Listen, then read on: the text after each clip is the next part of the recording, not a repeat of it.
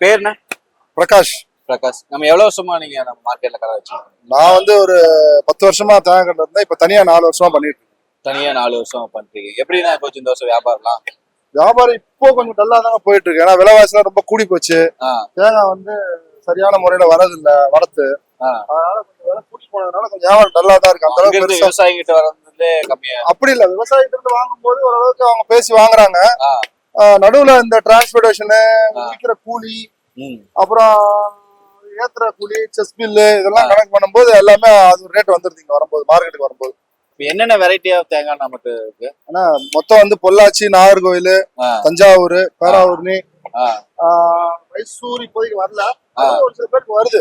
எல்லா இடத்துல இருந்தும் வருது. ஆனா வேர்ல்டு வைடு வந்து பாத்தீங்கன்னா தேங்காய் வந்து எல்லா ஊருக்குமே சப்ளை ஆகிட்டு இருக்குங்க. நம்ம கிட்ட இருந்து தமிழ்நாட்டுல இருந்து தான் போகுது. தமிழ்நாடு கோயம்பேடு இருந்தா போகுது. கோயம்பேடு இருந்து இல்ல, தஞ்சாவூர், பொள்ளாச்சி, நாகர்கோவில் அந்த மாதிரி வந்து எல்லா ஊருக்குமே வந்து நம்ம தமிழ்நாட்டுல இருந்து தான் சப்ளை ஆகிட்டு இருக்கு தேங்காய். அதனால மார்க்கெட் வந்து பாத்தீங்கன்னா இது வந்து எல்லா ஊரையும் சேர்ந்ததுதான் இந்த மார்க்கெட். தேங்காயோட விலை உயர்றதுக்கும் குறையறதுக்கும் காரணமே. இப்ப ஊர்காய்க்கு இந்த ஏத்த மாதிரி விலை மாறுங்களா? ஆமா ஆமா ஆமா. அதாவது விளைச்சலா, அதாவது தேங்காய் வந்து பாத்தீங்கன்னா மரத்திலேயே வந்து ஒரு 90 நாள் விட்டு வச்சிருந்தாங்கன்னா காய் நல்லா கருப்பா விளைச்சலா இருக்கும். அது வந்து பாத்தீங்கன்னா அவ்வளவு சீக்கிரம் வந்து கெட்டு போகாது. நீங்க எத்தனை நாள் வச்சாலும் அது கொப்பரை ஆகுமே ஒழிய, உள்ள இருக்கிற தண்ணி வத்தி போய் கொப்பரை ஆகுமே ஒழிய அது வந்து வேஸ்டேஜ் ஆகாது. ஆனா எலசா வருது பாத்தீங்களா? அதாவது இந்த மாதிரி 40 நாள்ல வெட்டுறது, 45 நாள்ல வெட்டுறது, ஹைபிரிட் எல்லாம் நிறைய வருது. அதெல்லாம் வந்து பாத்தீங்கன்னா மேக்சிமம் 3 நாள் இல்ல 4 நாள் அவ்வளவுதான் தேங்காய் தாங்கும். அதான் உண்மை. எலசா வர்றது உள்ள பருப்பும் பாத்தீங்கன்னா வழுக்கையா இருக்கும். இப்ப இளநீ சாப்பிடுறீங்கல்ல, இளநிய வந்து ஒரு 30 நாள் 35 நாள் 40 நாளுக்கு மேல வச்சு சாப்பிட்டா எப்படி இருக்குமோ அப்படிதான் இருக்கும் பருப்பு. அந்த மாதிரி. ஆமா, நீங்க நல்லா பருப்பு இவ்வளவு திக்னஸ் வரணும், 1.5 இன்ச்சு 1.5 இன்ச்சு வரணும் அப்படின்னா நாகர்கோவில் தேங்காய் சூப்பரா இருக்கும். இருக்கலே டாப் அது. அதுக்கப்புறம் தஞ்சாவூர், பேராவூர் சைடு நல்லா இருக்கும். பொள்ளாச்சி சைடு நல்ல தேங்காய் வருது. ஆனா இங்க மெட்ராஸ்க்கு வரதில்லை. இந்த சைடு வரதில்லை. எல்லாமே எக்ஸ்போர்ட் ஆயிடுது. ஆமா, இங்க எதுவுமே வரது கிடையாது. அந்த மாதிரி டாப் குவாலிட்டி எல்லாமே அங்க இருந்தே வந்து டைரக்ட் பர்ச்சேஸ் பண்ணி கல்ஃப் கண்ட்ரிஸ், அப்புறம் அந்த சிங்கப்பூர், மலேசியா அந்த மாதிரி வெளிநாடுக்கு நிறைய சப்ளை ஆகுது. Okay okay. இப்போ எவ்வளவு ரேட் போகுது? இப்போ இன்னைக்கு மார்க்கெட் பொசிஷன் பாத்தீங்கன்னா அங்கத்தி விலை சொல்லவா இங்கத்தி விலை சொல்லவா? இங்கத்தி விலைன்னு பாத்தீங்கன்னா இங்க கொள்முதல் நாங்க பண்றது வந்து பாத்தீங்கன்னா 55 ரூபா 56 ரூபாய்க்கு வருதுண்ணா தேங்காய். ஓகேண்ணா. அதை நாங்க விக்கிறது 60 ரூபா விக்கிறோம். ஓகேண்ணா. இன்னைக்கு நிலைமைக்கு. ஆனா இதே லோக்கல் காய் வருது இல்லையா, இந்த மாதிரி காயெல்லாம் 1 கிலோ 3 நாள் ரொம்ப குச்சி பொடியா இருக்குல்ல, அதெல்லாம் 50 ரூபா 55 ரூபா விக்கிறாங்க. அவ்வளவுதான். இதுதான் ரேட் இன்னைக்கு பொசிஷன். ஆமா. இப்ப நம்ம கிட்ட எப்படின்னா வியாபாரம்லாம் இப்படி மக்களா வந்து வாங்குறாங்களா இல்ல ஃபுல்லா அந்த வியாபாரிங்க என்ன எதனால இப்போ வியாபாரிங்க வரது குறைஞ்சு போச்சுன்னு கேட்டீங்கன்னா, கொரோனாக்கு முன்னாடி வரைக்கும் வியாபாரிங்க அதிகமா கோயம்பேடு சந்தையை தான் நம்பி இருந்தாங்க. ஓகேண்ணா. ஆனா கொரோனா அப்புறமா பாத்தீங்கன்னா எல்லாமே பிரிஞ்சு போச்சு வியாபாரம். ஹோல்சேல் டைரக்டா அங்கேயே போகுது. தாம்பரம் மார்க்கெட்டா, தாம்பரத்தை சரௌண்டிங்ல இருக்கக்கூடிய அந்த பல்லாவரம், குரோம்பேட்டை, அந்த சைடு பெருங்களத்தூர், இந்த மாதிரி இருக்கிறவங்க எல்லாம் அங்கேயே வாங்கிக்கிறாங்க தாம்பரம் மார்க்கெட்லயே. அதே மாதிரி இந்த பக்கம் எடுத்துக்கிட்டீங்கன்னா ஆவடிக்கு ஹோல்சேல்ல வருது. அது மாதிரி ஆவடி சரௌண்டிங்ல அம்பத்தூர் ஓட்டி இந்த மாதிரி சரௌண்டிங் எல்லாம் அங்க வாங்கிக்கிறாங்க. வியாபாரம் பிரிஞ்சு போனாலும் கோயம்பேடு மார்க்கெட்ல வந்து முன்ன மாதிரி வியாபாரம் கிடையாதுண்ணா. முன்ன மாதிரி தேங்காய் மட்டும் கிடையாது. எனக்கு தெரிஞ்சு தேங்காய் முன்ன மாதிரி கிடையாது. இப்ப எப்படின்னா இந்த பஸ் வசதி வந்து இல்லாதனால மக்கள் கூட்டம் கம்மியா சொல்றாங்க. அது உண்மையா? பஸ் வசதின்றதை விட வியாபாரம் பிரிஞ்சு போச்சுன்றதுதான் உண்மை. அதுதான் பஸ் வசதி இருக்கு இல்ல, அவங்க ஓன் டிரான்ஸ்போர்ட்லயே கூட வருவாங்க.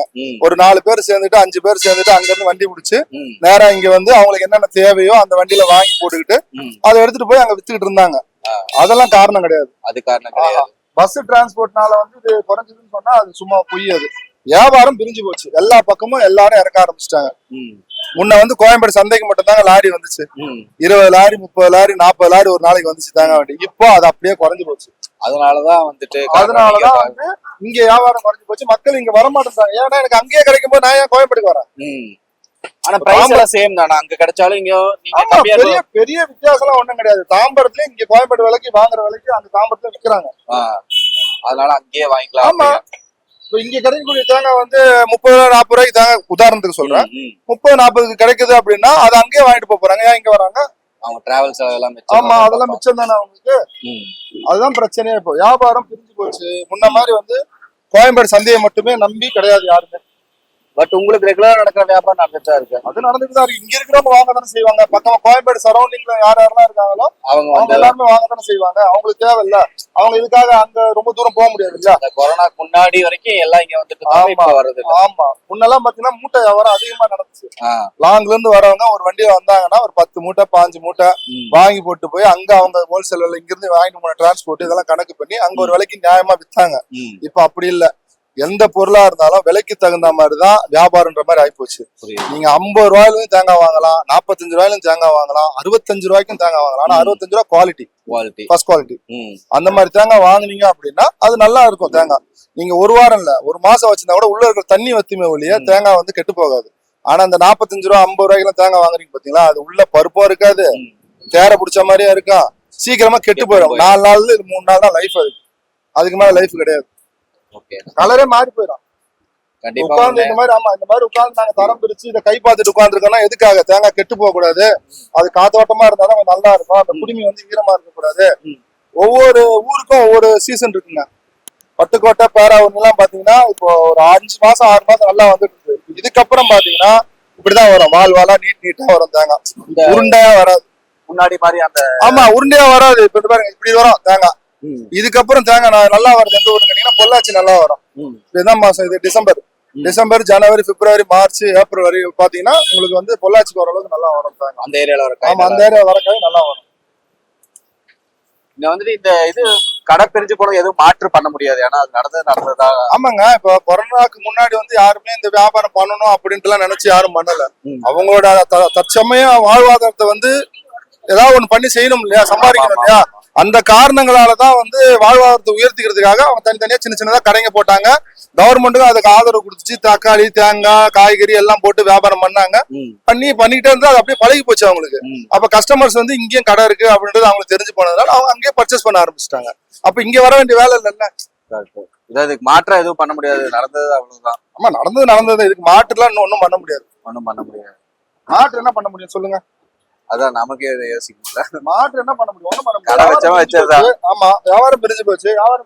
அப்படின்னா ம், அவங்க திறமைக்கு நல்ல பொருள், அதாவது நல்ல பொருள் தேடி வரவங்க இன்னைக்கு இருக்காங்க. ம், உதாரணத்துக்கு சொன்னா, முன்ன வந்து டிவி கம்பெனி எடுத்துக்கிட்டீங்கன்னு வச்சுங்களேன், ம், அப்போதைக்கு பிபிஎல் இருந்தது, ஒனிடா இருந்தது, சோனி இருந்தது. ம், பெரிய காம்படிட்டர் அவங்க 3 பேர் தான் எனக்கு தெரிஞ்சு. ம், நான் சொல்றது வந்து ஒரு 90s இல்ல 95 2000 அந்த டைம்ல. ம். ஆனா இப்ப எத்தனையோ டிவி வந்துருச்சு.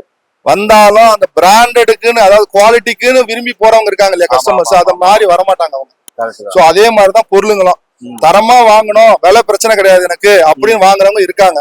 இன்னைக்கும் 65 ரூபாய்க்கு தேங்காய் வாங்குறவங்க இருக்காங்க. ஆ, இன்னைக்கு எனக்கு இந்த தேங்காய் வந்து எனக்கு 50 தேங்காய் தானேங்க, எல்லாம் ஒரு தேங்காய் தான், எனக்கு 50 ரூபாய் கொடுங்கன்னு கேட்கறவங்களும் இருக்காங்க. ம், அதுதான் இன்னைக்கு வியாபாரம் குறைஞ்சு போனதுக்கான காரணமே. தரத்தை யாரும் பாக்குறது இல்ல, புரியுது. விலைவாசியை பாக்குறாங்க. விலைவாசியை பார்க்கும்போது அது உள்ள இப்ப நான் இதை வாங்கிட்டு போய் 3 நாள்ல கெட்டு போச்சுன்னா எனக்கு லாஸ்.